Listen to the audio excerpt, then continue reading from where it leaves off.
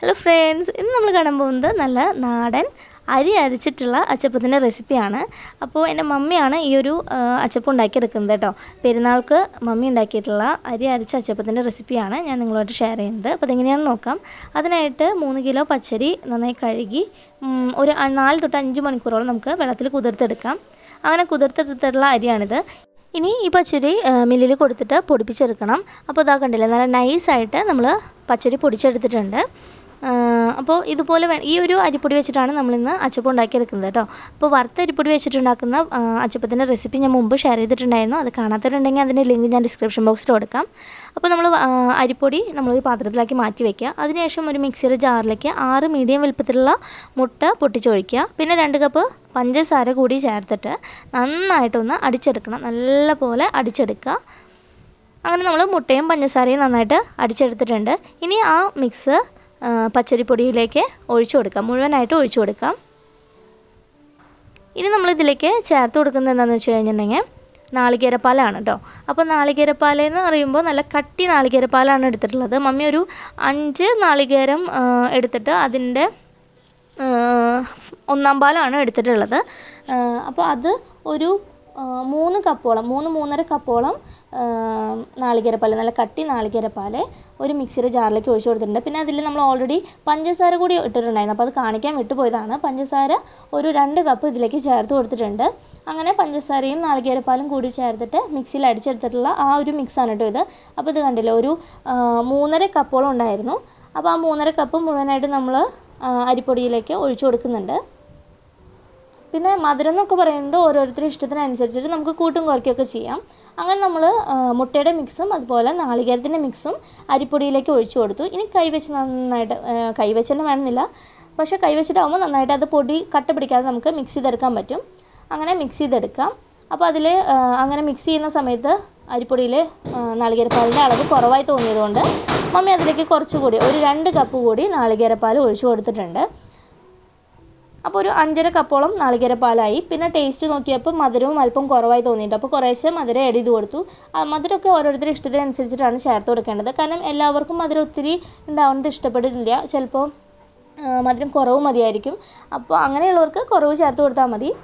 നമ്മളത് മിക്സ് ചെയ്യുമ്പോഴാണ് മനസ്സിലാവുക എന്തോരം നാളികേരപ്പാൽ ചേർക്കണം അല്ലെങ്കിൽ എന്തോരം പഞ്ചസാര ചേർക്കണം എന്നൊക്കെ.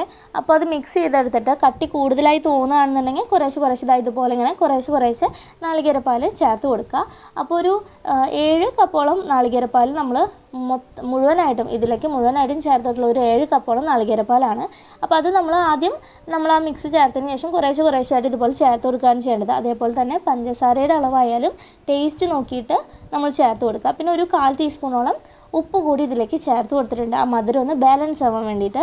അങ്ങനെ നമ്മൾ ടേസ്റ്റൊക്കെ നോക്കിയിട്ട് പഞ്ചസാരയും അതുപോലെ നാളികേരപ്പാലൊക്കെ ചേർത്ത് നമ്മുടെ അച്ചപ്പത്തിൻ്റെ മിക്സ് ഇവിടെ റെഡി ആയിട്ടുണ്ട്. പിന്നെ ഒരു കാര്യം ശ്രദ്ധിക്കേണ്ടത് എന്താണെന്ന് വെച്ച് കഴിഞ്ഞിട്ടുണ്ടെങ്കിൽ അച്ചപ്പത്തിൻ്റെ മിക്സ് റെഡിയാക്കി കഴിഞ്ഞ് കഴിഞ്ഞാൽ അപ്പോൾ തന്നെ പെട്ടെന്ന് തന്നെ നമ്മൾ ഈ ഒരു അച്ചപ്പം ഉണ്ടാക്കി എടുക്കണം. ഇല്ലാന്നുണ്ടെങ്കിൽ മാവ് നമുക്ക് അച്ചപ്പം ശരിയായിട്ട് ഉണ്ടാക്കിയെടുക്കാൻ പറ്റില്ല കേട്ടോ.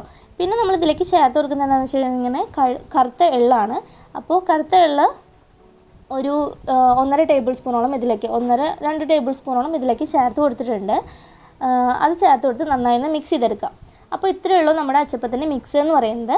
അതിനുശേഷം ഒരു ഉരുളിയിൽ വെളിച്ചെണ്ണയിലാണ് നമ്മൾ ഈ അച്ചപ്പം ഉണ്ടാക്കിയെടുക്കുന്നത്. അപ്പോൾ വെളിച്ചെണ്ണ ചൂടാക്കി എടുക്കാം. അപ്പോൾ വെളിച്ചെണ്ണ നന്നായി ചൂടായി തുടങ്ങുമ്പോൾ അതിലേക്ക് നമ്മൾ അച്ചപ്പത്തിൻ്റെ അച്ച് മുക്കി വെച്ച് കൊടുക്കുക. കാരണം അച്ചപ്പത്തിൻ്റെ അച്ചും നന്നായിട്ട് ചൂടായി വരണം കേട്ടോ. അപ്പോൾ അത് നമ്മൾ അച്ചപ്പത്തിൻ്റെ അച്ച് വെളിച്ചെണ്ണയിൽ മുക്കി വെച്ചിട്ടുണ്ട്. അതിന് നന്നായിട്ടൊന്ന് ചൂടായി വരട്ടെ. വെളിച്ചെണ്ണ നന്നായി ചൂടായാൽ മാത്രമാണ് അച്ചപ്പം നല്ല ക്ലിയർ ആയിട്ട് അതിലേക്ക് വിട്ട് വരുള്ളൂ. അപ്പോൾ വെളിച്ചെണ്ണ ചൂടായെന്ന് അറിയാൻ വേണ്ടിയിട്ട് മമ്മി കുറച്ച് മാവ് എടുത്തിട്ട് ആ എണ്ണയിലോട്ടൊന്ന് ഇട്ട് കൊടുത്തു. അപ്പോൾ കണ്ടില്ല, നന്നായിട്ട് അതിങ്ങനെ പൊള്ളച്ചപ്പം തന്നെ ഇങ്ങനെ പെട്ടെന്ന് തന്നെ പൊന്തി വന്നു. അപ്പോൾ നമ്മുടെ വെളിച്ചെണ്ണയൊക്കെ റെഡി ആയിട്ടുണ്ട്, ചൂടായി വന്നിട്ടുണ്ട്. ഇനി വെളിച്ചെണ്ണയിൽ മുക്കി വെച്ചിട്ടുണ്ടായിരുന്ന അച്ചപ്പത്തിൻ്റെ അച്ച് എടുത്തിട്ട് മാവിലൊന്ന് പതിയെ ഇങ്ങനെ മുക്കി കൊടുക്കാം. അപ്പോൾ ഇങ്ങനെ മുക്കി കൊടുക്കുമ്പോൾ ആ അച്ചിന് മുകളിലോട്ട് മാവ് വരാനായിട്ട് പാടില്ല. കാരണം അങ്ങനെ വന്നു കഴിഞ്ഞിട്ടുണ്ടെങ്കിൽ അച്ചപ്പം അതിലേക്ക് എണ്ണയിലോട്ട് വിട്ട് വരില്ല കേട്ടോ. അപ്പോൾ അത് ശ്രദ്ധിച്ചോളൂ. പതിയെ ഒന്ന് മുക്കി കൊടുക്കുക. എന്നിട്ട് എണ്ണയിലോട്ട് ഇതുപോലെ ഇങ്ങനെ വെച്ച് കൊടുക്കുക. എന്നിട്ട് പതിയെ ഇതുപോലെ അച്ചൊന്ന് ഇളക്കി കൊടുത്തു കഴിഞ്ഞിട്ടുണ്ടെങ്കിൽ അച്ചപ്പം അച്ചിൽ നിന്നും വിട്ടിട്ട് എണ്ണയിലോട്ട് വരും. അങ്ങനെ ഇട്ട് കൊടുത്തതിന് ശേഷം 1 മിനിറ്റ് വേണ്ട, കുറച്ച് സെക്കൻഡ് നമ്മൾ ആ ഒരു അച്ച് ആ ചൂടായ എണ്ണയിൽ ഇങ്ങനെ ഒന്ന് മുക്കി വെക്കണം. എന്നിട്ട് വേണം അടുത്ത അച്ചപ്പം ഉണ്ടാക്കിയെടുക്കാനായിട്ട്, മാവിൽ മുക്കാനായിട്ട്. ഇല്ലാന്നുണ്ടെങ്കിൽ മാവ് അച്ചിൽ പറ്റി പിടിക്കില്ല കേട്ടോ. അപ്പോൾ അത് ശ്രദ്ധിച്ചോളൂ. ചൂടായിട്ട് മാത്രമേ നമ്മൾ മാവിലോട്ട് മുക്കാൻ പാടുള്ളൂ. അപ്പോൾ നമ്മൾ രണ്ടാമത്തെ അച്ചപ്പത്തിനുള്ള മാവും അച്ചിലോട്ട് മുക്കി എണ്ണയിൽ വെച്ച് കൊടുത്തു. എന്നിട്ട് ഇതിങ്ങനെ പതിയെ ഒന്ന് ഇളക്കി കൊടുക്കുക. അപ്പോൾ ആ അച്ചിൽ നിന്നും മാവ് നമ്മുടെ അച്ചപ്പം ഇങ്ങനെ വിട്ട് വരും. നല്ല ഭംഗിയില്ലേ കാണാനായിട്ട്, നല്ല രസമുണ്ടല്ലേ കാണാനായിട്ട്. അങ്ങനെ നമ്മൾ തിരിച്ചു മറിച്ചൊക്കെ തിരിച്ചിട്ട് കൊടുത്തിട്ട് പെട്ടെന്ന് തന്നെ അത് കളറായി വരും. അപ്പോൾ ആ എടുക്കുന്ന സമയത്ത് ചെറിയൊരു സോഫ്റ്റ്നെസ് ഉണ്ടായാലും അത് കുറച്ച് നേരം ഇരുന്ന് കഴിയുമ്പോൾ അത് ക്രിസ്പി ആയിട്ട് വരും കേട്ടോ. നല്ല ക്രിസ്പിയാണ്, നല്ല തകർച്ചയുള്ള അച്ചപ്പമാണ് കേട്ടോ ഇത്. അപ്പോൾ ഈ ഒരു അളവിനെ നമ്മൾ എടുത്തിട്ടുള്ള അളവിന് 150 അച്ചപ്പമാണ് നമുക്ക് ഉണ്ടാക്കിയെടുക്കാനായിട്ട് പറ്റിയത്. അപ്പോൾ ഓരോരുത്തരും എടുക്കുന്ന അച്ചിൻ്റെ വലിപ്പത്തിനനുസരിച്ചിട്ട് അച്ചപ്പത്തിൻ്റെ എണ്ണത്തിലും വ്യത്യാസം വരാം കേട്ടോ. ചെറിയ അച്ചൊക്കെ ആണെങ്കിൽ ചിലപ്പോൾ എണ്ണം ഒന്നും കൂടി കൂടുതൽ നമുക്ക് കിട്ടും.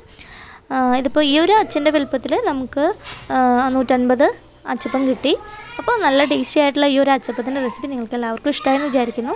നിങ്ങൾക്ക് വീഡിയോ ഇഷ്ടമായെങ്കിൽ ലൈക്ക് ചെയ്യാനും ഷെയർ ചെയ്യാനും കമൻറ്റ് ചെയ്യാനും മറക്കരുത് കേട്ടോ. അതുപോലെ എൻ്റെ ചാനൽ ഇതുവരെ സബ്സ്ക്രൈബ് ചെയ്യാത്തവരാണെന്നുണ്ടെങ്കിൽ ഒന്ന് സബ്സ്ക്രൈബ് ചെയ്ത് സപ്പോർട്ട് ചെയ്യണേ. നമ്മളിതിന് മുമ്പ് 2 അച്ചപ്പത്തിൻ്റെ റെസിപ്പി നമ്മൾ ഷെയർ ചെയ്തിട്ടുണ്ടായിരുന്നു. ഒന്ന് നാളികേരപ്പാൽ ചേർത്തിട്ടുള്ള അച്ചപ്പത്തിൻ്റെ റെസിപ്പിയും അതുപോലെ നാളികേരപ്പാൽ ചേർക്കാതെ പശുവിൻ പാലിൽ ഉണ്ടാക്കിയെടുത്തിട്ടുള്ള അച്ചപ്പത്തിൻ്റെ റെസിപ്പിയാണ് ഷെയർ ചെയ്തിട്ടുണ്ടായിരുന്നത്. രണ്ടും അരിപ്പൊടി വെച്ചിട്ടാണ്, വറുത്ത അരിപ്പൊടി വെച്ചിട്ടാണ് നമ്മൾ ഉണ്ടാക്കിയെടുത്തിട്ടുള്ളത്. അപ്പോൾ അതിൻ്റെ ലിങ്ക് ഞാൻ ഡിസ്ക്രിപ്ഷൻ ബോക്സിൽ കൊടുക്കാം. കാണാത്തവരുണ്ടെങ്കിൽ ഒന്ന് കണ്ടു നോക്കാം കേട്ടോ. Thanks for watching.